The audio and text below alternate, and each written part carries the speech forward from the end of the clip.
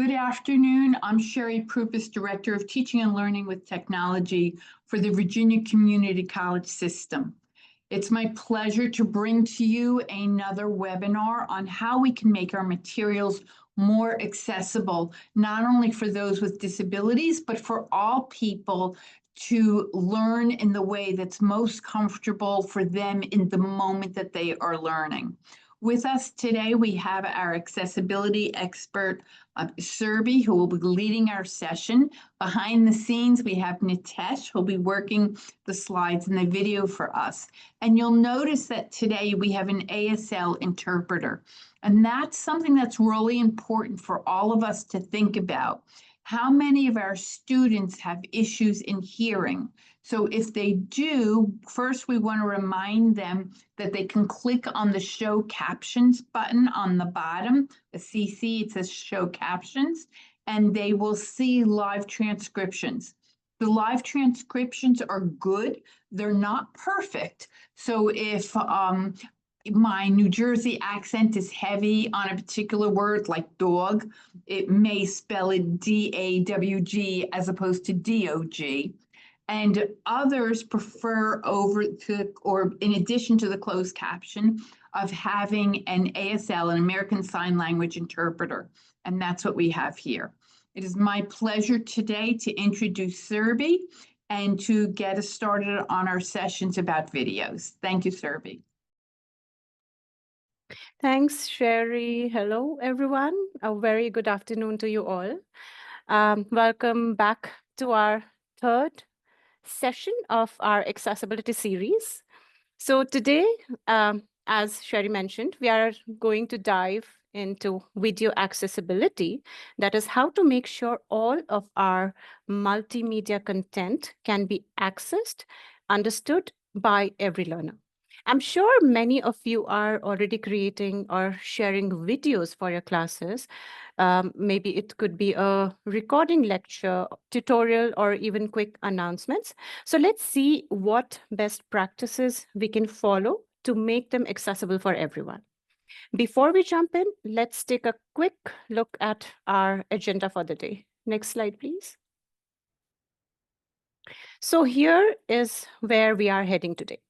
We'll start by talking about why video accessibility matters, because when we understand the why, the how feels a lot more meaningful. Then we'll go over some visual guidelines, things like color contrast, text size, and images within your video. And of course, we will talk about captions and transcript as they're a big part of video accessibility. We'll also touch up on audio descriptions to understand when visuals need extra explanation.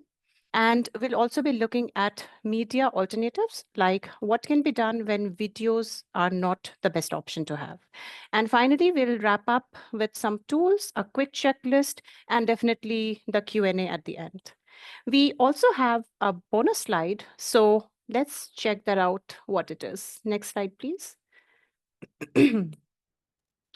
Before we dive into today's session, let's watch a short video. While watching, just try to think what accessibility feature might be missing here. And don't worry if it is not obvious right away. You'll definitely have a much clearer idea by the end of our session. We'll come back to this video and talk more about it towards the end of the session. So let's watch the video. Can we play the video, please?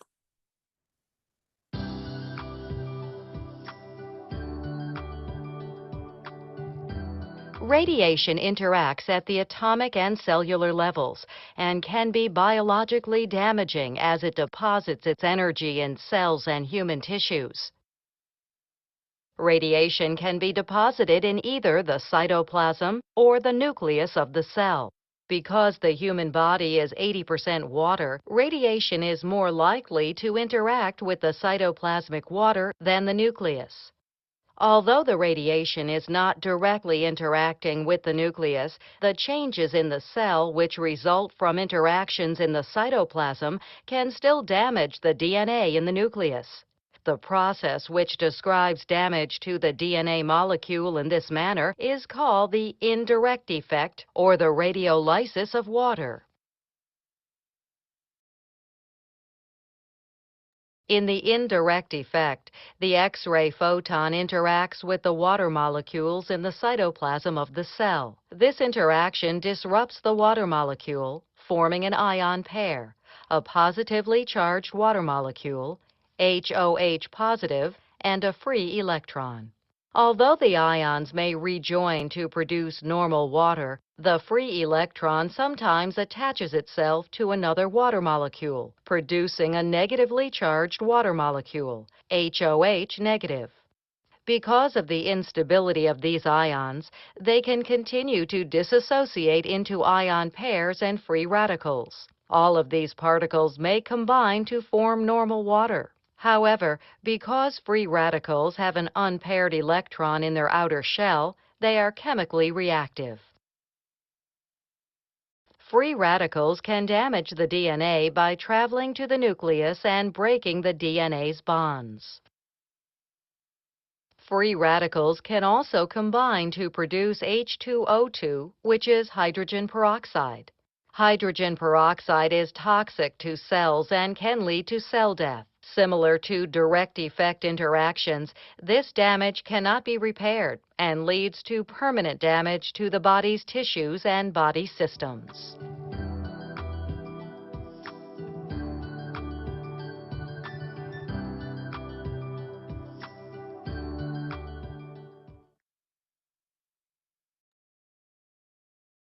Thank you. Let's move to the next slide as we'll be talking about it later. Next slide, please.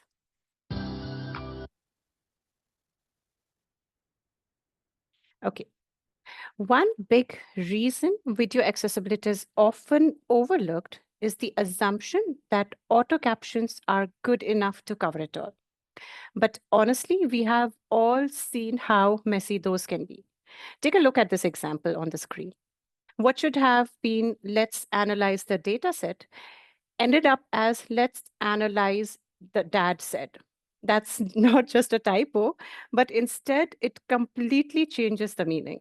Similarly, imagine in a science lecture if mitosis becomes mitose is, which might sound funny at the moment, but for a student trying to study for an exam, captions like that can be a disaster. Another very common issue is with lecture recordings or guest videos that are shared because they are valuable resources, but we do not always check if they are properly captioned or transcribed. So while some students are able to access the content, others are left behind. Plus, a lot of information in videos are in visuals like charts, graphs, gestures, and there's so much that is completely visual. And that's completely missed by students who cannot see if there are no audio descriptions or a detailed transcript available. There's also a misconception that accessibility is just about ticking a compliance box, but really it is so much more than that. It actually improves learning for everyone, like captions help ESL students with tricky vocabulary. They also help note takers keep up with fast lectures. And they're a lifesaver for students who want to watch the video during their commute or in a noisy place. So accessibility is not just about meeting a regulation, it's about making sure every student can fully engage and learn from the material. Next slide, please. Let's talk about some visual aspects because how we design them makes a huge difference. First up, we have these flashing or rapidly changing visuals. You might have seen icons with warning symbol or animation that flash quickly to grab attention. But if something flashes more than 3 times per second, that can actually trigger seizures in people with photosensitive epilepsy. It is rare, but the risk is real. So instead of flashing content, we can use static icons, subtle highlights, or smooth animations. For example, if you want to emphasize a deadline reminder in Canvas, instead of making it blink, you could use a bold color or a little calendar icon that stands out without any risk. Next, we have color-only information. This is one that we see all the time. For example, if you just use red and green bars to indicate fail or pass to show one of the survey result or attendance data, for students with color deficiency, those bars would look identical with no difference at all. It would be something like looking at a grade chart and not able to identify which bars are marked as pass. So the fix here is quite easy. You can add labels, patterns, or icons instead of only using red and green or any color to show the status. That way, everyone will get the information no matter how they see the color. And finally, we have color contrast, which we have discussed a lot many times in our earlier sessions also, which seems quite small, but matters a lot. If your text is light gray on a white background, it might look very sleek. But for a student with low vision, or even with someone sitting in a bright room, might not be able to read it at all. So a good practice is to aim for a contrast ratio of at least 4.5:1 for regular text. And there are free tools like the contrast checker that makes it really easy to test these kind of checks. So visuals are not just for decorations. If we design them with accessibility in mind, they will communicate clearly to every student in the room. Next slide, please. Let's talk about captions now and look at the two main types, that is open and closed captions. So open captions are something that is always visible. They are kind of burned right into the video. This is super useful in public spaces or in social media where you cannot be sure if the viewer has access to a caption toggle button. For example, think about a short campaign video for World Environment Day posted on Instagram. So open captions guarantee that everyone can see the text even if they are scrolling with the sound off. Closed captions, on the other hand, gives control to the viewers. That is, they can turn it on or off, select language if available, and can often customize how the text looks. This flexibility is why closed captions are considered the gold standard in education. For instance, in Canvas, students can toggle captions on and off, on or off according to the convenience. Closed captions also make it easy to export transcript for studying or note taking, something that a lot of students really appreciate. Having said that, open captions are not useless. They are just better for situations where you want to make sure every viewer can see them across any device. The key is to choose the right type for your audience and platform. For most lecture content in education, closed captions are your go-to for sure. But for marketing videos or announcements in social media clips, open captions can be just perfect. Next slide, please. Now that we have talked about types of captions, let's look at why getting them right is so important. You probably noticed auto captions in YouTube or here in Zoom meeting as well. They're definitely helpful as a starting point, but they cannot be 100% accurate. Let's take this example where the professor is explaining Schrodinger's equation and the superposition principle. But the auto caption identified it as Schrodinger question and superposition principle. That can be very confusing even for a physics student who's trying to follow along with something equally technical. This is why reviewing and editing caption is very critical, especially for academic terms, names, or formulas.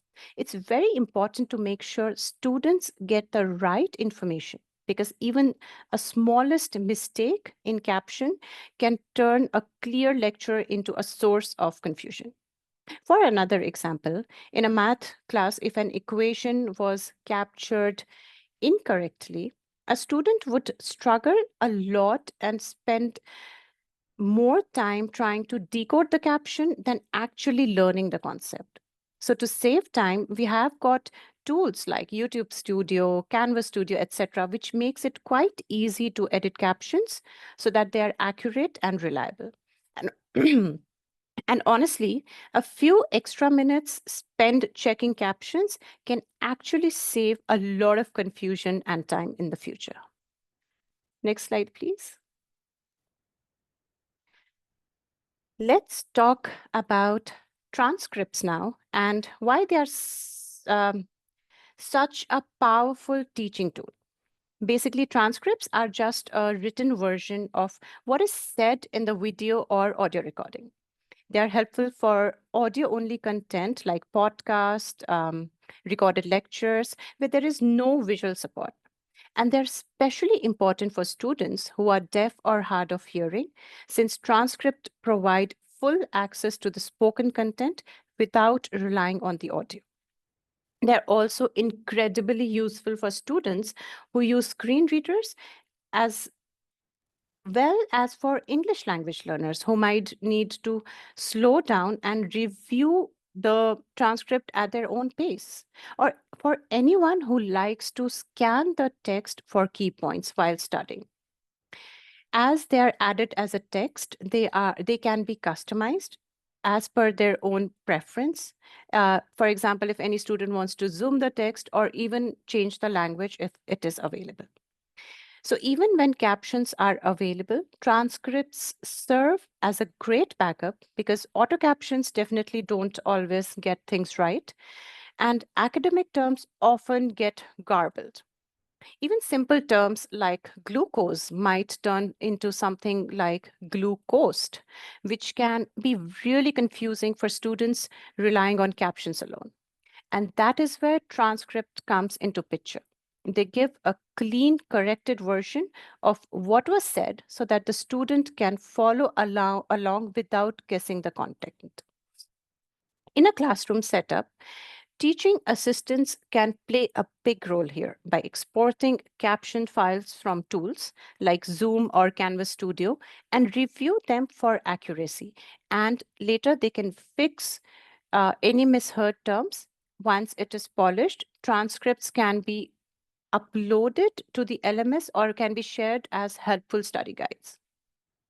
There's one more thing. Transcripts are not just about accessibility. They also make content easier to search, review, and revisit. Whether students are looking for a specific topic, prepping for a quiz, or even reviewing technical language. Transcripts are a simple, effective way to support all kinds of learners. Next slide, please. Where captions are great for showing what is being said, they don't tell the whole story, especially when it comes to visuals. And that is where audio descriptions comes into picture. It is the spoken narration of what is actually happening on the screen, like the visuals. It could be images, charts, gestures, or any important visual detail so that students who are blind or low vision can fully understand the content. For example, if a lecture shows a graph of enrollment rising from 50 to 200 students, and the instructor misses to describe the graph out loud, a student who cannot see the screen misses that information. Or if the professor is pointing at the parts of a diagram without even explaining what they're pointing at, those visual cues are lost too. So that is where audio description fills that gap. It doesn't have to be complicated at all. You can simply start by saying what you see. For example, In live lectures, make sure to describe visuals aloud, like this chart shows enrollment increasing over 5 years, or the red line here represents the highest risk group. Even small descriptions like this image shows a busy city street with people crossing can help everyone follow along. For recorded lectures, platforms like YouTube, Panopto, or Kaltura can let you add an extra narrational track. And for more formal or public-facing videos, you can use professional services like 3Play Media or Verbit to create high-quality audio descriptions. If adding audio description is not possible, a descriptive transcript can work as well, about which we'll be definitely discussing about it in the later slides. So what's the key takeaway here? Captions tell you what was said, wherein audio descriptions tell you what was shown. And just by describing visuals, you're making learning more accessible for everyone. Next slide, Harvey, please. we have a question that fits in with the captions. How accurate do transcripts have to be? I see what you just showed us with the with this science. So does that mean that every faculty member needs to review their transcripts of every video to find those words? Is it more important in science and healthcare than it might be in sociology and psychology? At what point do we have to worry that Canvas Studio or YouTube aren't good enough in creating our transcripts?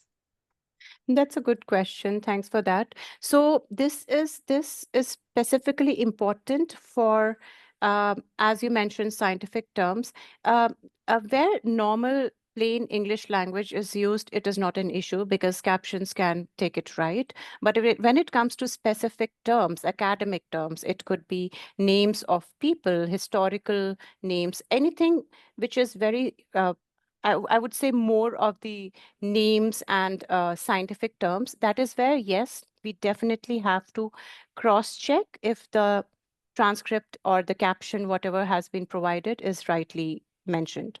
Because not just the names, even the accent in what the video or audio is being presented, that can change the captions. Thank you.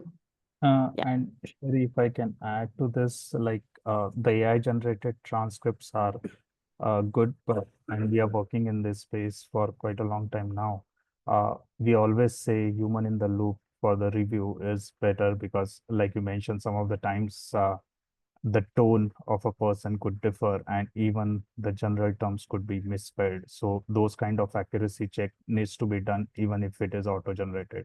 So it's always good to have those checks in place.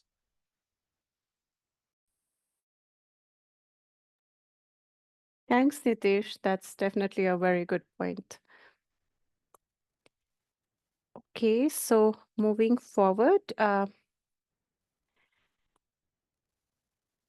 so we are talking about the examples of audio descriptions. Okay, so let's take a look at some real examples and see why audio description is so important in a teaching environment.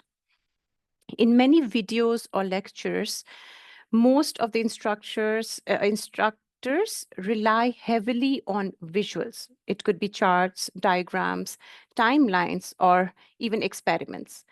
But if that visual information is not described, students who are blind or low vision can easily miss out on critical information.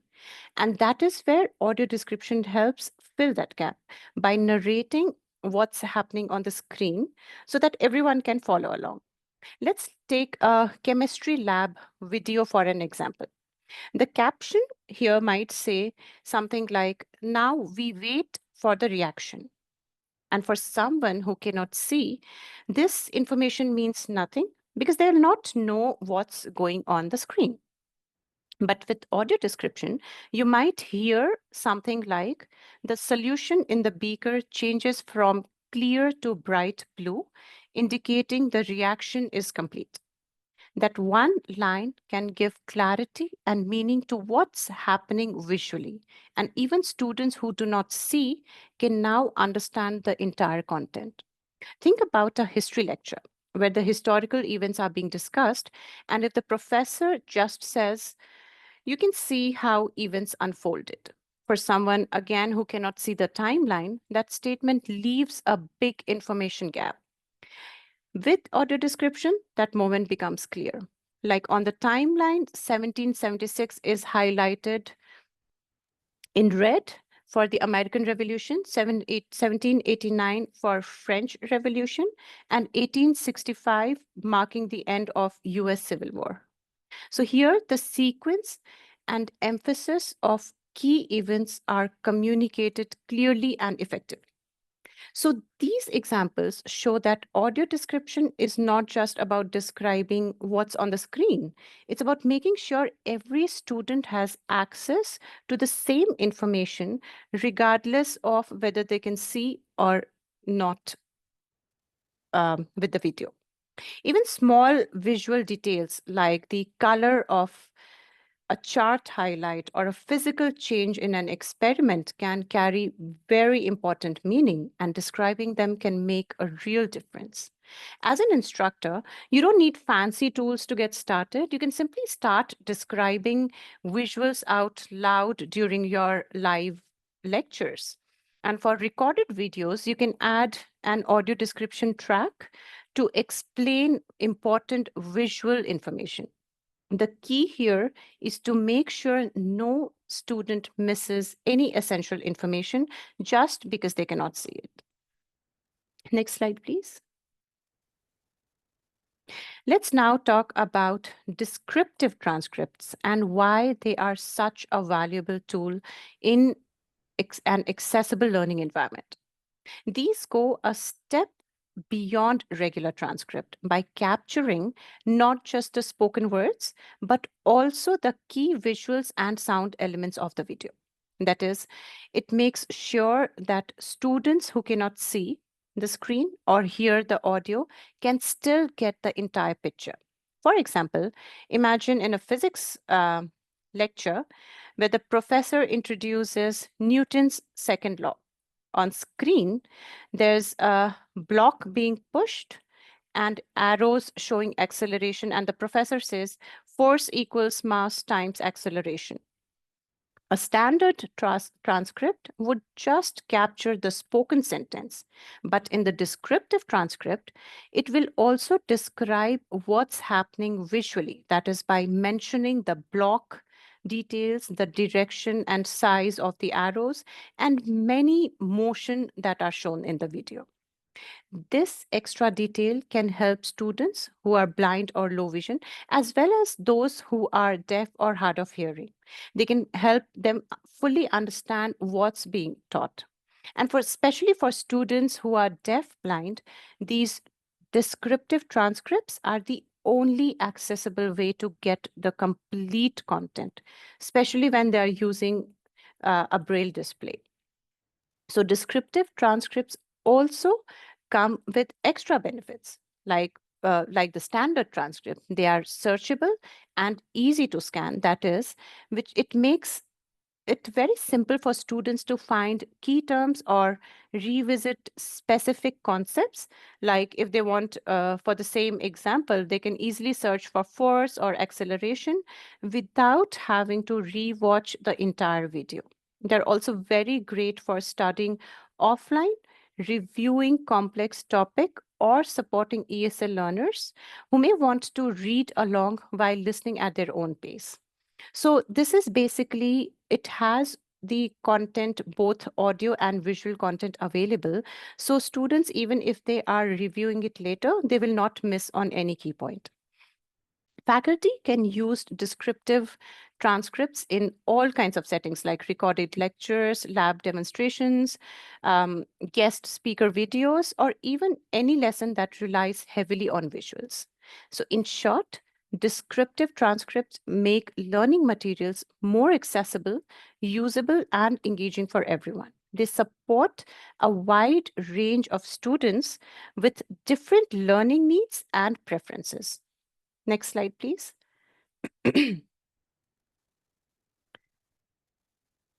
Accessibility does not end once you upload a video to Canvas or any other platform.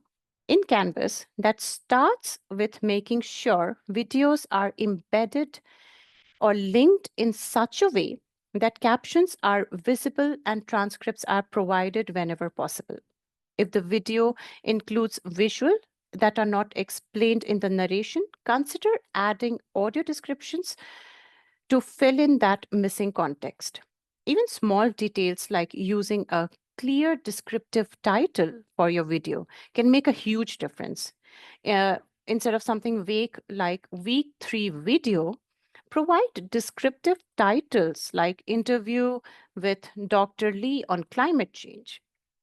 This will help students, especially those using assistive technology, to know exactly what that video is about even before clicking on it.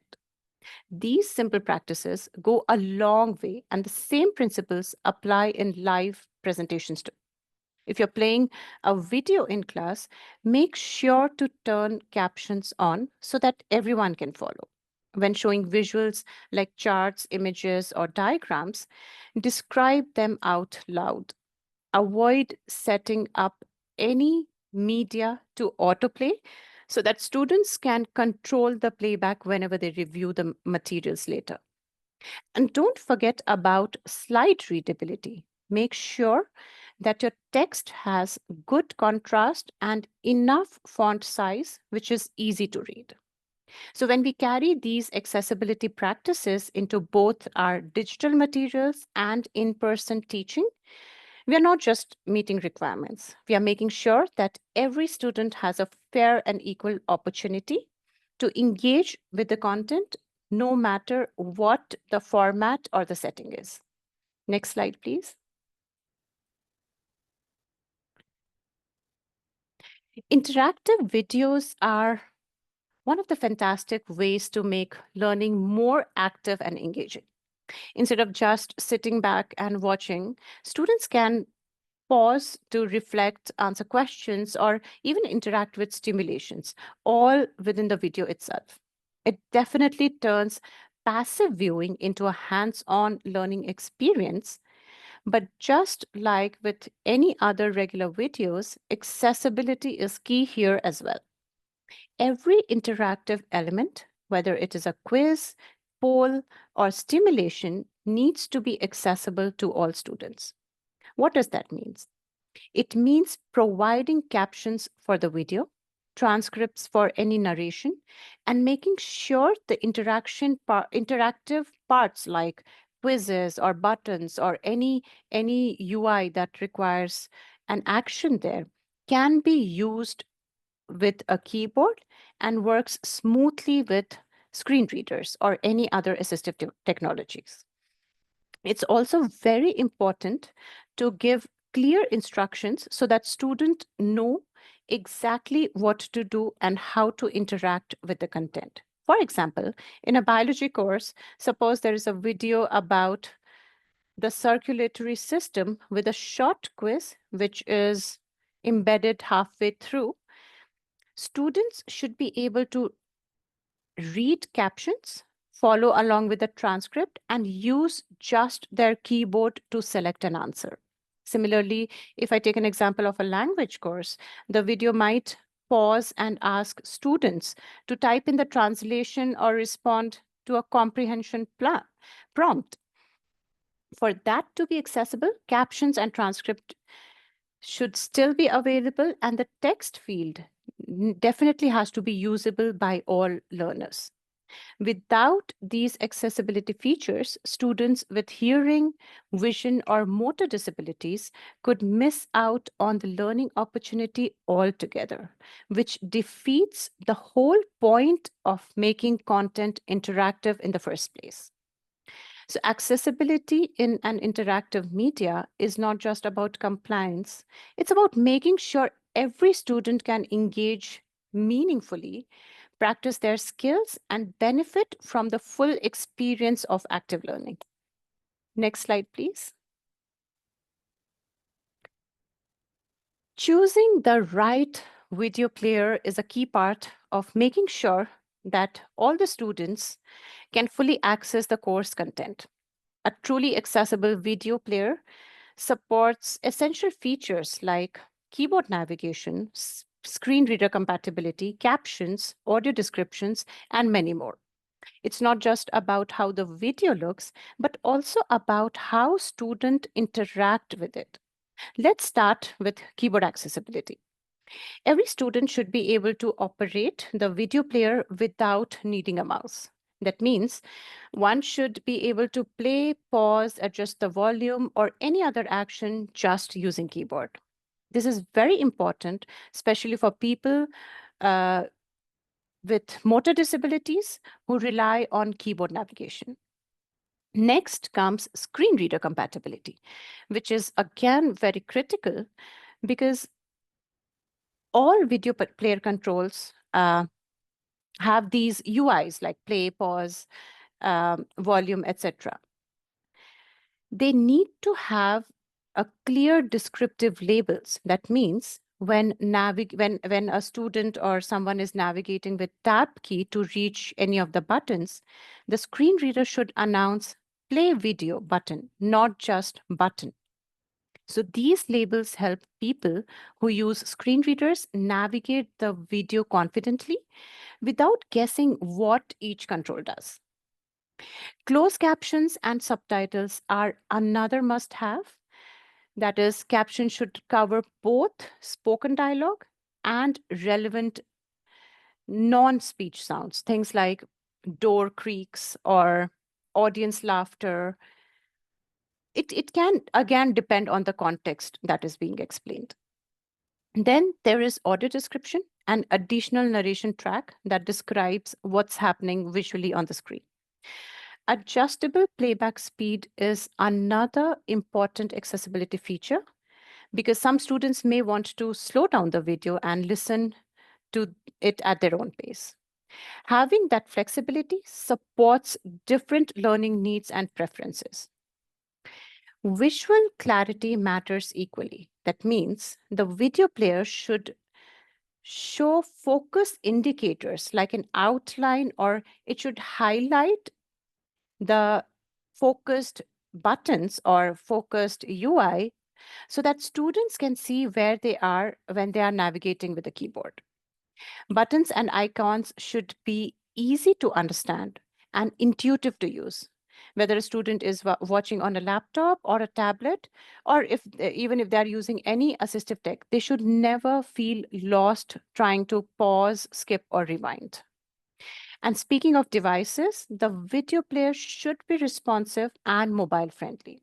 That means it should adjust well to different screen sizes and work smoothly on touchscreens as well.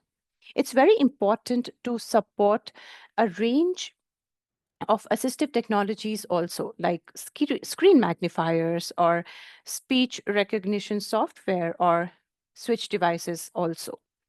This ensures that students who are using different tools to interact with the content can still engage fully with the videos. Finally, no matter which platform you're using, it's a good idea to test your video with real users before publishing it. Next slide, please. There are some great tools and resources available to help make your media content more accessible, whether you're working in Canvas, checking videos, or just looking to learn more. If you're using Canvas, start with UDOIT Advantage, which is built right in the platform and scans your course for accessibility issues. It can flag issues like missing captions, low contrast, or media without transcripts so that you can fix them directly in your course. For anything you're publishing on the web or even just checking before uploading, Wave is a handy browser plugin. that can help you scan any web page and instantly shows accessibility issues, including media-related issues. It's great for checking whether the videos are clearly labeled, if captions are in place, or if controls are accessible. If you're using YouTube, don't forget to review the auto-generated captions. While they can be a good starting point, definitely, they can be incorrect, especially with technical terms. If you're looking for guidance on best practices, there are a couple of key resources worth bookmarking. The WCAG has specific guidelines for audio and video content, like what is required, what is recommended, and how to meet those standards. Another go-to resource is WebAIM that offers clear explanation, tutorials, and it also has tools to help you understand and apply accessibility best practices in your teaching materials. So these tools and resources can save a lot of time, improve your course quality, and most importantly, it helps to make sure your media content is accessible to everyone. Next Excuse me, slide, please. Nitesh, can you grab the link for WeSag and WebAIM and put them in the chat for us, so we'll have them live? And, or so we'll have them now. You do an advantage in the faculty text tip Tuesdays. You're invited regularly to the sessions given by Northern Virginia. Later today, you'll get a tech tip Tuesday. Some of the other ones we'll talk about more deeply over the course of the semester. I'm sorry, go ahead, Surbi. No worries, Sherry. Okay, so moving forward, here we have a quick checklist for you, which you can also take as a recap. First up are captions. Every video should include comprehensive captions that cover all spoken content. If you're relying on auto-generated captions, make sure to review and correct them before publishing. Also, be sure to include relevant sound cues like applause, door creaks, or alarm buzzing, and make sure the captions are properly synced. Next, we have audio description that fill in the visual details for students who are blind or have low vision. Finally, always provide a full transcript of your video, and a good transcript includes all spoken content and description of visuals, which should be organized clearly and shared in an accessible format. Nitesh, I Slide, think please. next slide. This, Okay, so now we are in slide 17. thank you. The next part of checklist is all about visual clarity and usability. Use high contrast colors for text and visuals. That means avoid light text on light backgrounds or color combinations that are hard to read, like red on green. It's also very important to avoid relying on color alone to communicate any information. Make sure to choose a clear, readable font. Use large enough font and make sure that there is enough spacing so that content does not feel crowded or overwhelmed. Avoid over decorative fonts that can be hard to read, especially on slides or small screens. Also, the major one, avoid flashing lights or fast transactions, since this can cause discomfort or, in some cases, even trigger seizures. The second part of this checklist focuses on the tools and platforms that we use. For example, using campus supported tools can make a big difference here, as they are typically designed with accessibility in mind. So make sure the video player controls can be operated with a keyboard and works with screen reader as well. Let students also know where they can find captions, transcripts, or any audio description that you have provided in the multimedia. By following these practices, you're making sure your videos are not just usable and accessible, but also safe for all learners. Next slide, please. Remember the video we watched at the beginning of the session? Take a moment to think about now what accessibility features were missing in that. Was it caption, a transcript, or maybe something else? Let's talk a little more in detail in the next slide. Next slide, please. Let's dive a little deeper into what else could make the video more accessible that we saw during the beginning of the session. First off, captions were missing completely. They are definitely essential for the whole video to help students follow along. Then there was no transcript provided, which means students will not be able to read or search the content at their own pace. The visual design also made things quite tricky, as the video had low resolution with small and unclear text that was hard to read. Definitely not ideal for students with low vision. On top of that, the video player itself was missing some important features, like there was no way to turn captions on or off, no keyboard shortcuts, and no option to access a transcript directly, even if it was available. Finally, one more thing which was very important and was missing was many key visuals like slides, diagrams, and animations were not described in the narration. For example, the title slide text and the atom icon were not explained at all. They were never mentioned. In one of the diagrams, the difference between high LET and low LET radiation wasn't mentioned either, wherein it was shown visually. A quick disclaimer here, I'm not sure how important these visual cues are, which are listed on your screen, to understand the concept, as I'm not aware of the subject. But the bottom line is, no important information should be missed by anyone because it's visual and they cannot see it. So as you can see, making videos accessible goes just beyond captions. It's about making sure every student has access to all the information, whether it's spoken, written, or shown visually. Next slide, please. Let's take a quick look at what's coming next in the series. In session 4, we'll be focusing on on-page content accessibility, exploring best practices for making images, links, and interactive elements fully accessible within the course material. Then in session 5, we'll dive into PDF tagging and creating accessible documents, which is very important for handouts, reading, and assignments. Next slide, please. Before we wrap up and open the floor for your questions, I would like to show you a short video to give you an experience of what accessible video looks like. It is an Apple's advertisement.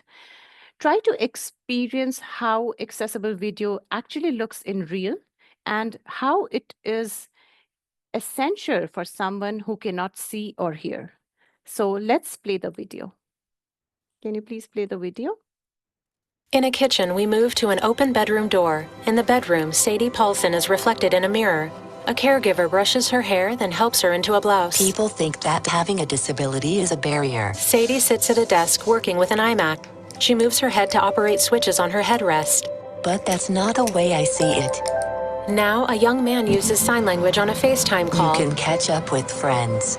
A young woman signs back as a family picnics. You can capture a moment with your family. One face, small face, focus lock. A low vision man takes a photo with an iPhone. And you can start the day bright and early. A woman lies in bed using an iPhone app to open motorized curtains. She slides from her bed into a wheelchair. You can take a trip to somewhere new. A man hikes with friends. Now a close-up of his hearing aid. He stops to adjust its volume with an iPhone. 3 miles to the summit. A boy uses an iPad in class. You can concentrate on every word of a story. A bird began to sing.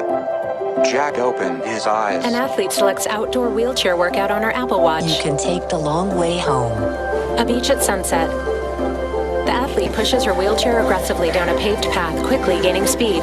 Then the footage rewinds, revealing that it's being edited in Final Cut Pro. Or edit a film like this one. We zoom out to reveal Sadie editing the film. She uses her head to use switch control, navigating an on-screen keyboard. When technology is designed for everyone, She drags a clip and plays the film. it lets anyone do what they love, including me. Sadie laughs. Then a gray Apple logo appears on a white background. The logo disappears. Thank you. Thank you for playing that. In a kitchen, hope caregiver this- brushes her hair, then helps her into a blouse. People think that having a disability is Okay. All right. So I hope this video helped you understand the importance of accessible video and how it works in real time. Thank you everyone for being here. And now I open the floor for your questions. Thank you. Okay, so I have 3 questions coming up. One is for those of us who are able to see and hear, some of that video was distracting and a little bit chaotic. So that was just an interesting thing to note. But for somebody who doesn't have eyes, they need the 2 tracks so that they have the same benefit of hearing and seeing, but they're doing both through hearing. But I think that was Serbi's point of, can you use a system that has an alternate track, then somebody who needs that alternate track can turn it on, and they've already learned with their own, or either over the years or with help, how to listen and take that in. I thought that was an interesting comment, though. The other thing, the 2 interesting questions. One is, let's say we create a video and put it into YouTube. How do we correct or is it possible to correct the YouTube closed captioning after the fact? I don't need you to give us details, but can we do it?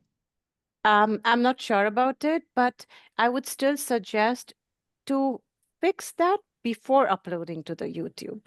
That's much easier and it would save time. Yeah, please go ahead, Nitesh. Yeah, I can add to this. So it's possible to correct it in terms of closed caption and transcript. YouTube does provide an option to upload your own transcript as well as closed captions as well. So that option is possible. Okay, so over the next couple of weeks, we will work on that and show examples and get that out to everybody. There was a question that I'm not sure if we're able to answer. Do you have recommendations for programs to use for video or presentation software that has robust accessibility tools? Camille, I'm not exactly sure I know what you mean for this.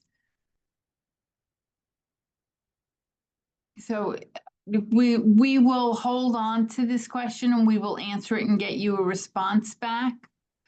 Yes, Sherry, I would also like to add one more thing to your first comment that you received regarding, which is a very valid point, that the captions or even the audio description that you heard in the Apple's advertisement, it can be very additional information or too much to hear when you can see or hear it.